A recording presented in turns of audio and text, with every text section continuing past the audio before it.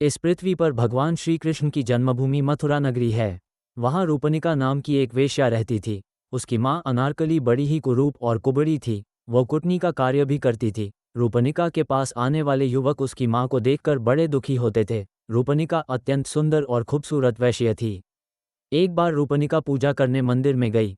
वहां उसने दूर खड़े एक युवक को देखा। युवक ने भी रूपनिका को देखा और देखते ही वह उस पर मोहित हो गया। वह उसे प्राप्त करने के लिए विचार करने लगा। बेचारा युवक आया तो था पूजा करने, किंतु वेश्या पर मर मिटा। रूपनिका की मन स्थिति भी इसी प्रकार की हो गई थी। वह भी पूजा करने आई थी, किंतु युवक पर मोहित हो गई। उसने अपने साथ आई सेविका से कहा, देखो वह सामने एक युवक खड़ा है, जाकर उससे कहो कि आज रात्रि वह मेरे घर पर पधारे। सेविका युवक के पास गई और बोली, युवक, वह सामने मेरी स्वामिनी रूपनिका खड़ी हैं। उन्होंने आज रात्रि आपको अपने घर आमंत्रित किया है। आप अवश्य आने की कृपा करें। ये सुनकर युवक बोला, मुझे इसमें कोई आपत्ति नहीं है, किंतु मैं लौहजंग नाम का एक निर्धन ब्राह्मण हूँ, जबकि रूपनिका के पास केवल धनवान ही जा सकते हैं। ऐसी स्थिति में मैं वहाँ कैसे आ सकता हूँ? दासी बोली, मेरी स्वामिनी आपसे धन नहीं चाहती। आप केवल उनके निवास स्थान पर आ जाएं, यही बहुत है। लड़का बोला, यदि ऐसी बात है तो आज रात्रि मैं अवश्य जाऊंगा। सेविका ने सारी बात रूपनिका को बताई। पूजा करने के बाद रूपनिका अपने घर पहुंची और उस युवक के ध्यान में डूब गई। संध्या होने पर वह उसकी प्रतीक्षा में बैठ गई। लौहजंग निश्चित समय पर रूपनिका के पास पहुंच गया। अनारकली को बड़ा आश्चर्य हुआ, क्योंकि उसने रूपनिका को काफी समझा बुझाकर मंदिर भेजा था। लौहजंग को आया देख रूपनिका प्रसन्नता के साथ उसे अपने शयन कक्ष में ले गई। उसने अपनी माँ की भी कोई परवाह न की। लौहजंग के साथ सहवास करने से रूपनिका को अपार आनंद प्राप्त हुआ। वह अपने जीवन को धन्य समझने लगी।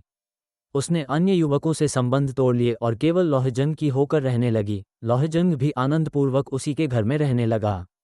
अपनी कन्या के इस व्यवहार से अनारकली बड़ी दुखी थी। कहाँ वह नगर भर की वेश्याओं को प्रशिक्षण देती थी और कहाँ उसी की पुत्री उसके वश से बाहर हो गई। उसकी कुछ समझ में नहीं आ रहा था कि क्या करे। एक दिन वह रूपनिका से बोली, पुत्री, इस दरिद्र को तुमने क्यों पाल लिया है? मनुष्य भले ही मुद्रे का स्पर्श कर ले, किंतु वेश्या निर्धन का स्पर्श नहीं करती। सच्चे प्रेम और वेश्यावृत्ति का आपस में कोई संबंध नहीं है। प्रेम बंधन में उलझ जाने वाली वेश्या की चमक संध्या के समान शीघ्र नष्ट हो जाती है। वेश्या केवल धन के लिए प्रेम का नाटक करती है। मेरा कहा मानो, इस दरिद्र ब्राह्मण से पल्ला छुड़ा लो, अन्यथा तुम स्वयं अपने पांवों पर कुल्हाड़ी मार लोगी।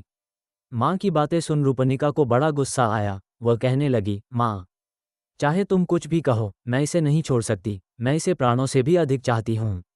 मेरे पास धन की कमी नहीं है, और फिर इतने धन का मैं करूँगी भी क्या? तुम बहुत बढ़ कर रही हो। अब भविष्य में इस प्रकार की बातें मत करना।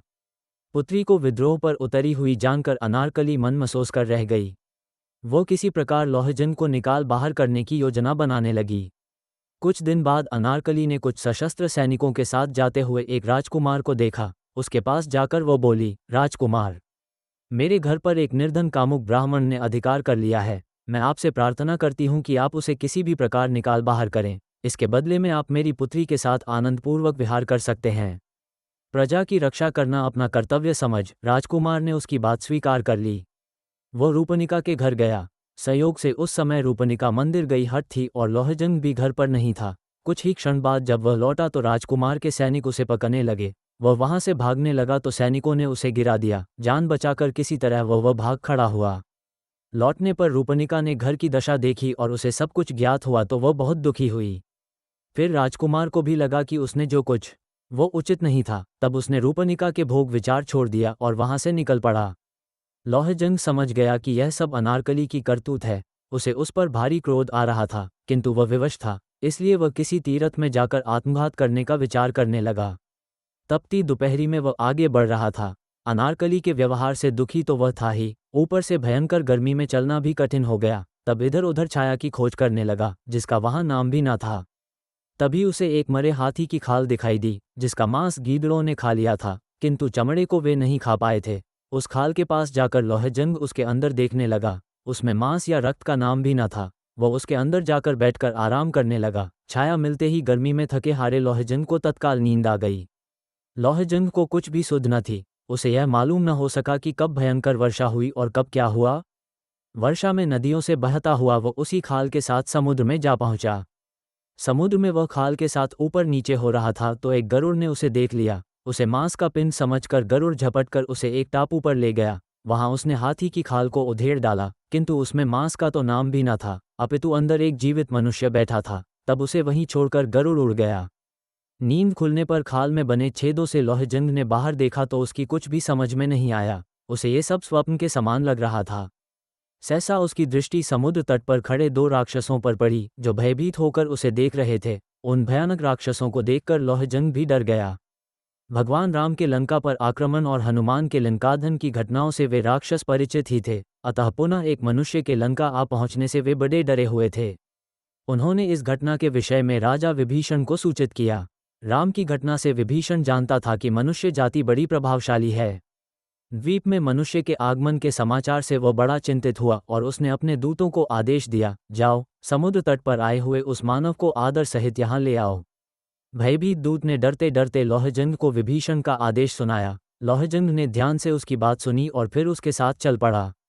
लंका की शोभा देखकर लोहजंग को बड़ा आश्चर्य हुआ। सोने की लंका जगमगा रही थी। दूत के साथ लोहजंग विभीषण की सभा में पहुंचा, जहां उसने विभीषण को देखा। विभीषण ने ब्राह्मण समझकर लोहजंग का समुचित सत्कार किया और उसका परिचय जानने के लिए पूछा, ब्राह्मण देवता, आप कौन हैं? आपका यहाँ आगमन कैसे हुआ? लोहजंग सरासर झूठ बोल गया, मैं मथुरा निवासी एक कुलीन ब्राह्मण हूँ। अपनी दरिद्रता से दुखी होकर मैंने निराहार रहकर भगवान विष्णु की तपस्या की। तब भगवान ने स्वप्न में दर्शन देकर मुझसे कहा, पुत्र, तुम लंका नरेश विभीषण के पास जाओ। वह मेरा परम भक्त है। वो तुम्हें मुंह मांगा धन देगा।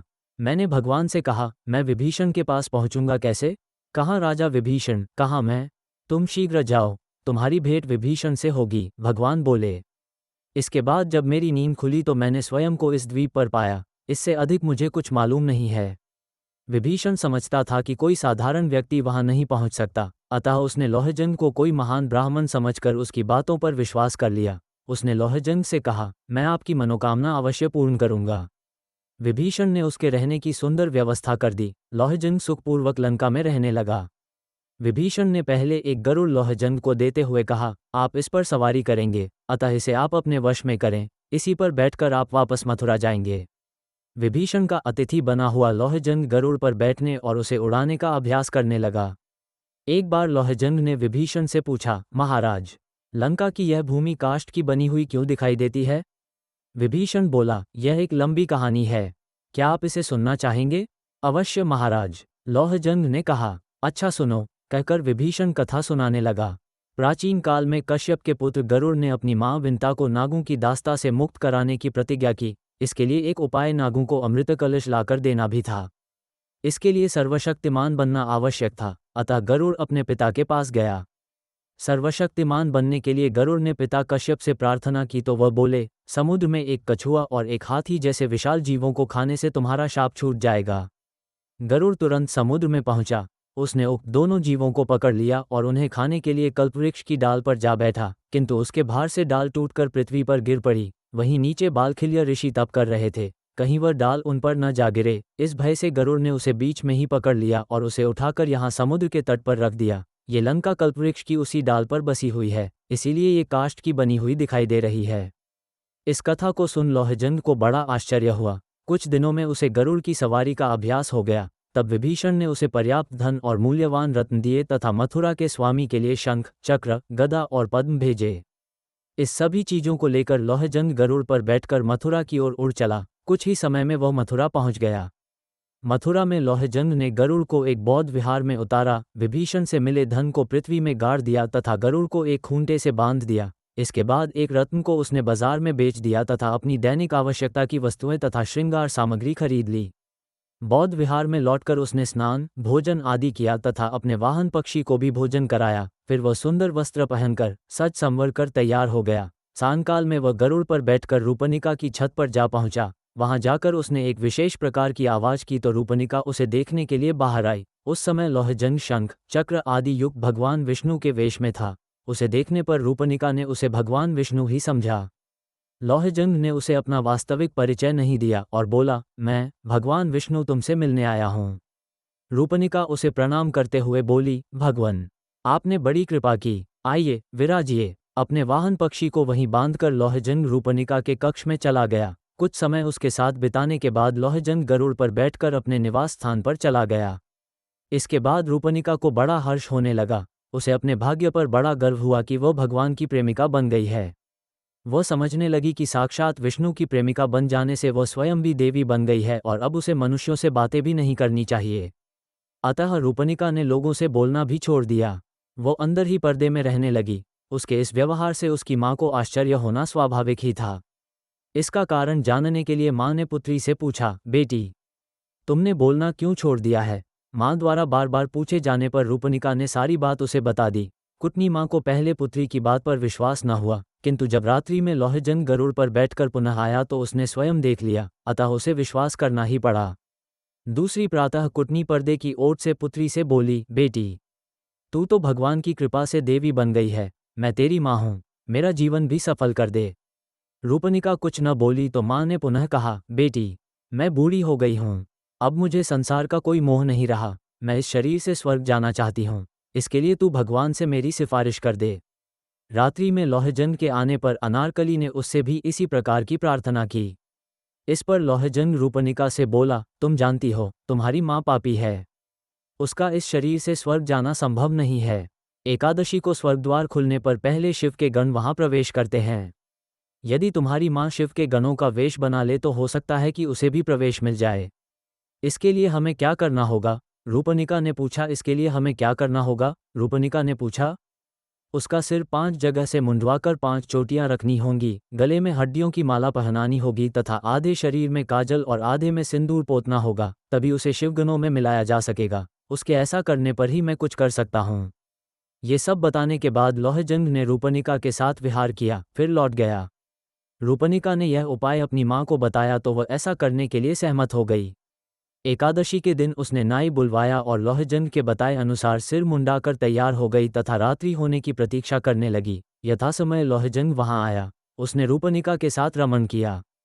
इसके बाद जब वह जाने लगा तो रूपनिका ने अपनी माँ को उसके साथ भेज दिया। कुटनी को गरुड़ पर बैठाकर लौहजंग उड़ चला। मार्ग में एक मंदिर के पास चक्र के चिन्ह वाले पत्थरों के कुछ खंभों को देखा तो कुटनी को एक खंभे पर बिठा दिया और उससे कहा, मैं शिव के गणों के पास जाता हूँ और तुम्हें स्वर्ग में प्रवेश दिलाने का प्रयत्न करता हूँ, तब तक तुम मेरी यहीं प्रतीक्षा करो। बुढ़िया कुटनी को वहां बैठाकर लौहजंग उड़ गया। आगे एक मंदिर में रात्रि जागरण हो रहा था। लोग कीर्तन कर रहे थे। लौहजंग आकाश से ही उनसे बोला, भक्तों, आज तुम पर महाविनाशक महामारी गिरने की संभावना है। उससे बचने का केवल एक ही उपाय है कि सब मिलकर भगवान का भजन करो। इसके बाद वो पुनः आगे बढ़ गया। आकाशवाणी सुनकर भक्त जोर जोर से कीर्तन करने लगे। इसके बाद लौहजंग अपने निवास स्थान पर गया। अपने वाहन को एक खूंटे से बांधकर उसने अपना भगवान का वेश उतार दिया तथा इसके बाद वह स्वयं भी कीर्तन करने वालों में जा मिला। खंभे पर बैठी हुई कुटनी थक गई थी। वो मन ही मन विचार करने लगी कि आखिर भगवान क्यों नहीं आए। थकने से वो कभी भी नीचे गिर सकती थी, अतः वो चिल्लाने लगी, अरे अरे, मैं गिर रही हूँ, मुझे बचाओ। पूर्ण विराम उद्धरण चिन्ह। कीर्तन करते लोगों ने उसका चिल्लाना सुना तो उसे महाविनाशक महामारी समझा, अतः वे बोले, नहीं नहीं, मत गिरो। महामारी न गिर पड़े। इस भय से मथुरा के लोग सारी रात भयभीत बने रहे। प्रातःकाल राजा और प्रजा सभी ने उस खंभे पर कुटनी को बैठा पाया तो उन्हें बड़ा आश्चर्य हुआ। उसे पहचानकर लोग अपनी हंसी रोक ना पाए। इस घटना से राजा का भी अच्छा मनोविनोद हुआ, अतः उसने घोषणा कर दी कि इस कुटनी को दंड देने वाला हमारे सामने आ जाए, उसे सम्मानित किया जाएगा। घोषणा होने पर लौहजंग राजा के सामने आ गया। उसने विभीषण द्वारा दिए शंख, चक्र आदि उपहार भी राजा को सौंप दिए। इसके बाद लौहजंग का सम्मान किया गया और उसकी शोभायात्रा निकाली गई। चारों ओर उसकी चर्चा होने लगी। राजा ने रूपनिका को वेश्यावृत्ति से मुक्त कर दिया। लौहजंग ने कुटनी से अपने अपमान का बदला ले लिया और फिर वह सुखी एवं समृद्ध जीवन बिताने लगा।